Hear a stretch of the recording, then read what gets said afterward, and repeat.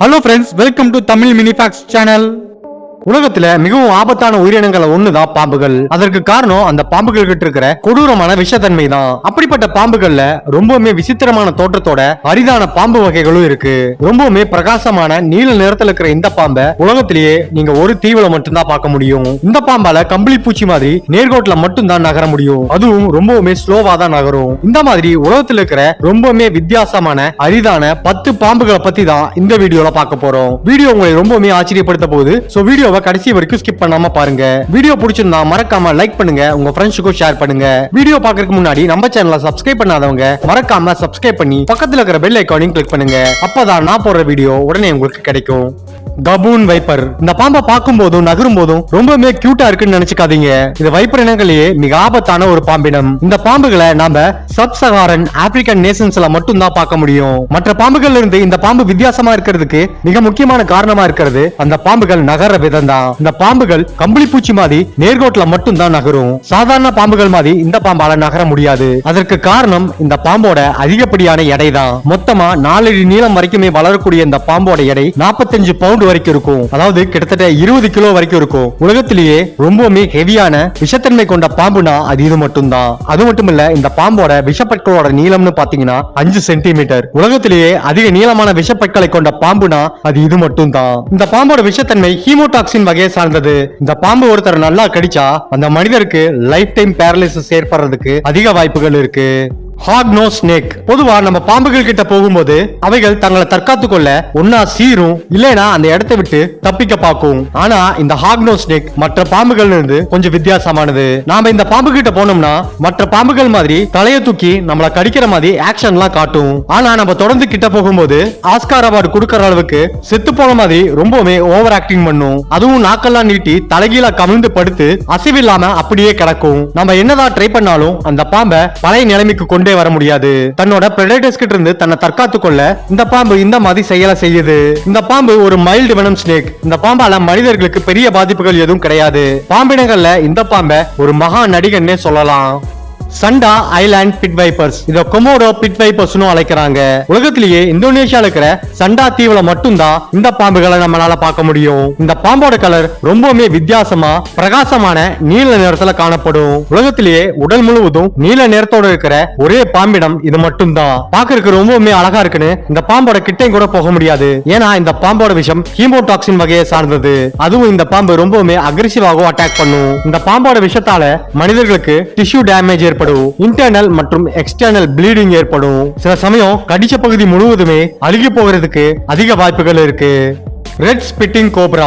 இந்த பாம்புகளை east African கண்ட்ரில அதிகப்படியா பார்க்கலாம். தன்னோட தோற்றத்தாலையும் செயல்பாடுகளாலையும் மற்ற கோப்ரா பாம்புகள் இருந்து இந்த பாம்பு ரொம்பவுமே வித்தியாசமா இருக்கு. இந்த பாம்போட பேருக்கு ஏத்த மாதிரி இந்த பாம்பு சிவப்பு நிறத்துல இருக்கும். அது மட்டும் இல்ல, இந்த பாம்பால தன்னோட விஷத்தை தன்னோட இரையை நோக்கி துப்ப முடியும். சாதாரணமா இல்ல, கிட்டத்தட்ட 8 அடி நீளம் வரைக்கும் இதோட விஷத்தை அந்த பாம்பால ஸ்பிட் பண்ண முடியும். அதுவும் தொடர்ந்து 40 தடவை தன்னோட விஷத்தை இந்த பாம்பால ஸ்பிட் பண்ண முடியும். மற்ற கோப்ரா பாம்புகள் இருக்கிற ஸ்கேல் போன்ற அமைப்பு இந்த பாம்புல இருக்காது. அதுக்கு பதிலா இதோட கழுத்து பகுதியில கருப்பு கலர்ல ரிங் போன்ற அமைப்பு இருக்கும். இந்த பாம்போட விஷத்தன்மை நியூரோடாக்சின் வகையை சார்ந்தது. இந்த பாம்போட விஷம் நம்ம கண்கள்ல நேரடியா பட்டா நிரந்தரமா நம்மளோட கண் பார்வை பறிபோகிறதுக்கு அதிக வாய்ப்புகள் இருக்கு. Eyelash pit viper. Pit viper இனங்கள்ல கொஞ்சம் வித்தியாசமான தோட்டத்தோட இருக்கிற பாம்பு தான் இந்த ஐலாஷ் பிட் வைப்பர். இந்த பாம்புக்கு இந்த பேர் வர்றதுக்கு காரணம் இந்த பாம்போட கண்களுக்கு மேல ஐலாஷ் போன்ற அமைப்பு இருக்கும். உலகத்தில் இருக்கிற பாம்பினங்கள்லயே ஐலாஷ் அமைப்பு கொண்ட ஒரே பாம்பினம் இது மட்டும்தான். இந்த பாம்புகளை நம்ம லாட்டின் அமெரிக்க நாடுகள்ல அதிகமா பார்க்கலாம். இந்த பாம்புகள் பல நிறங்கள்ல காணப்படுது. பச்சை, மஞ்சள் மற்றும் ஆஷ் நிறங்கள்லயும் கூட இந்த பாம்பை பார்க்கலாம். குறிப்பா மஞ்சள் நிறத்தில் இருக்கும்போது இந்த பாம்போட ஐலாஷ் அமைப்பை நம்மளால நல்லா பார்க்க முடியும். இந்த பாம்பு ஆவரேஜா 60 சென்டிமீட்டர் வரைக்கும் தான் வளரும். ஆனா இந்த பாம்போட விஷம் மனிதர்களுக்கு அதிக பாதிப்பை ஏற்படுத்தக்கூடிய ஹீமோடாக்சின் வகையை சார்ந்தது. அதனால இந்த பாம்பு கடிச்சா மனிதர்களுக்கு தசையில தான் அதிக பாதிப்புகள் ஏற்படும். சில சமயம் இன்டர்னல் ப்ளீடிங்கும் ஏற்படும். அப்படி ஆச்சுன்னா மரணம் ஏற்படுறதுக்கு அதிக வாய்ப்புகள் இருக்கு. சான் பிரான்சிஸ்கோ காட்டர் ஸ்னேக் உலகத்திலேயே ரொம்பவுமே அழகான மற்றும் அரிதான ஒரு பாம்பு வகை தான் இந்த சான் பிரான்சிஸ்கோ காட்டர் ஸ்னேக். இந்த பாம்பை நம்ம சான் பிரான்சிஸ்கோ பகுதியில மட்டும்தான் பார்க்க முடியும். அங்கேயும் வெறும் 1300 எண்ணிக்கையில மட்டும்தான் இந்த பாம்புகள் இருக்கு. இந்த பாம்போட சில போட்டோக்கள் சோசியல் மீடியால ரொம்பவே வைரல் ஆச்சு. உடல் முழுவதும் நீலம் மற்றும் சிவப்பு நிறத்தில் இருக்கிற இந்த பாம்போட ஸ்கேல் போன்ற அமைப்பு இந்த பாம்பை அழகாக்குது. இது ஒரு நான் வெனம் ஸ்னேக். இந்த பாம்பு அதிகபட்சமா 3 அடி நீளம் வரைக்கும் வளரக்கூடியது. இவ்வளவு அழகா இருக்கிற இந்த பாம்பு தன்னுடைய பிரெடேட்டர்ஸ் கிட்ட இருந்து தன்னை தற்காத்துக் கொள்ள ஒரு மோசமான விஷயத்தை செய்யும். அதாவது தன்னை தாக்க வரும்போது ரொம்பவே மோசமான ஸ்மெல் இருக்கிற ஒரு கேஸை ரிலீஸ் பண்ணும். அந்த டைம்ல இந்த பாம்புகள் கிட்டே நம்மளால போக முடியாது. இந்த பாம்புகள் உலகத்திலேயே ரொம்பவே வேகமாக அழிந்து வரும் ஒரு பாம்பினமா இருக்கு.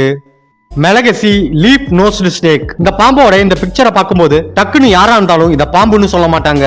வேற ஏதோ வித்தியாசமான உயிரினம் தான் நினைப்போம். ஆனா வித்தியாசமான மூக்கு போன்ற அமைப்போட இருக்கிற இந்த பாம்பை நம்ம மடகஸ்கர் பகுதிகளை மட்டும்தான் பார்க்க முடியும். உலகத்தில் இருக்கிற மொத்த பாம்பினங்கள்ல வெறும் 4 பாம்புக்கு மட்டும்தான் மூக்கு போன்ற அமைப்பு இருக்கும். அதுலயும் இந்த பாம்போட நோஸ் போன்ற அமைப்பு மற்ற பாம்புகள்ல இருந்து ரொம்பவே வித்தியாசமானது. குறிப்பா பெண் பாம்போட நோஸ் போன்ற அமைப்பை பாத்தீங்கன்னா இலை போன்ற அமைப்புல இருக்கும். ஆனா ஆண் பாம்பை பார்க்கும்போது அதோட அமைப்பு நீளமா இருக்கும். இந்த பாம்போட இந்த நோஸ் போன்ற அமைப்பை பயன்படுத்தி இந்த பாம்புகள் தங்களோட இரையை அட்ராக்ட் பண்ணும். ஒரு மரக்கிளையில இந்த பாம்பு தொங்கிட்டு இருக்கும் போது இந்த பாம்போட நோஸ் போன்ற அமைப்பு மரத்தோட இலை மாதிரியோ இல்ல பழம் மாதிரியோ அதோட இரைகளுக்கு தோணும். அதனால அந்த இரைகள் ஈஸியா அட்ராக்ட் ஆகி கிட்ட வரும்போது இந்த பாம்புகள் அவைகளை வேட்டையாடும். இந்த பாம்பு ஒரு மைல்டு வெனம் ஸ்னேக்குங்கிறதுனால இதனால மனிதர்களுக்கு எந்த ஒரு பாதிப்பும் இருக்காது.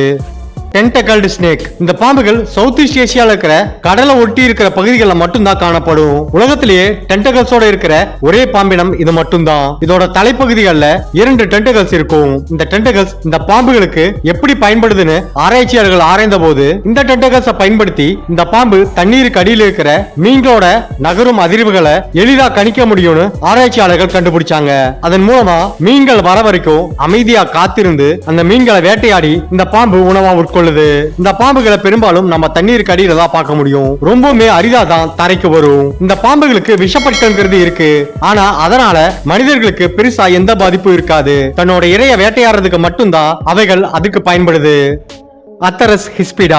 இந்த பாம்போட இன்னொரு பேர் ஸ்பைனி புஷ் வைப்பர். வைப்பர் இனங்கள்ல இந்த பாம்பு ஒரு அரிய வகை பாம்பு. இந்த பாம்பை நீங்க பார்க்கணும்னா சென்ட்ரல் ஆப்பிரிக்கா நாடுகள்ல மட்டும் தான் பார்க்க முடியும். தோற்றத்துல இந்த பாம்பு ரொம்பவே வித்தியாசமாகவும் அழகாகவும் இருக்கும். இந்த பாம்போட உடல் முழுவதும் செதில் போன்ற அமைப்புகள் வித்தியாசமான முறையில இருக்கும். இந்த பாம்போட நீளம்னு பாத்தீங்கன்னா வெறும் 73 சென்டிமீட்டர் அளவுக்கு தான் வளரக்கூடியது. இந்த பாம்பை சென்ட்ரல் ஆப்பிரிக்கன் நாடுகள் இருக்கிற காட்டுப்பகுதிகளை பார்க்கிறது ரொம்பவுமே அரிதான விஷயம். அதற்கு மிக முக்கியமான காரணமா இருக்கிறது அந்த பாம்போட தோற்றம் தான். இந்த பாம்போட தோற்றம் அது மறைந்து வாழ்வதற்கு பெரிதும் உதவுது. நம்ம கண்ணு முன்னாடியே இந்த பாம்பு இருந்தாலும் இந்த பாம்பை நம்மளால ஐடென்டிஃபை பண்ண முடியாது.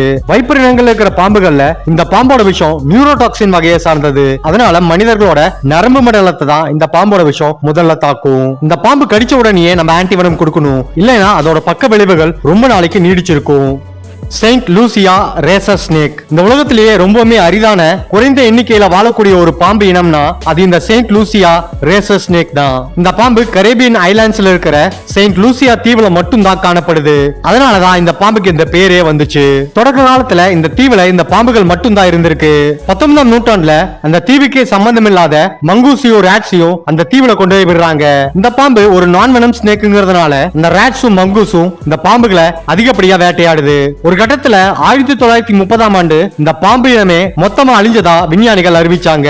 ஆனா மறுபடியும் 1970ஸ்ல இந்த பாம்பை அந்த தீவுல விஞ்ஞானிகள் கண்டுபிடிக்கிறாங்க. ரீசெண்டா எடுத்த சர்வேல அந்த தீவுல மொத்தமா 18 பாம்புகள் மட்டும்தான் இருக்கிறதா விஞ்ஞானிகள் கண்டுபிடிச்சிருக்காங்க. இந்த வீடியோ இதோட முடிவுக்கு வருது. நீங்க பார்த்த இந்த 10 பாம்புகள்ல ரொம்பவுமே வித்தியாசமான பாம்பா நீங்க எதை நினைக்கிறீங்கிறத மறக்காம கமெண்ட் பாக்ஸ்ல கமெண்ட் பண்ணுங்க. ஓகே ஃப்ரெண்ட்ஸ், இந்த வீடியோ உங்களுக்கு பிடிச்சிருக்குன்னு நம்புறேன். வீடியோ பிடிச்சிருந்தா லைக் பண்ணுங்க, உங்க ஃப்ரெண்ட்ஸுக்கும் ஷேர் பண்ணுங்க. மறக்காம நம்ம சேனலை சப்ஸ்கிரைப் பண்ணி பெல் ஐகான்லயும் ஆன்ல வச்சுக்கோங்க. அப்பதான் நான் அடுத்தடுத்து போடுற வீடியோ உங்களுக்கு உடனே கிடைக்கும். சோ இன்னொரு வீடியோல உங்களை சந்திக்கும் வரை நன்றி, வணக்கம்.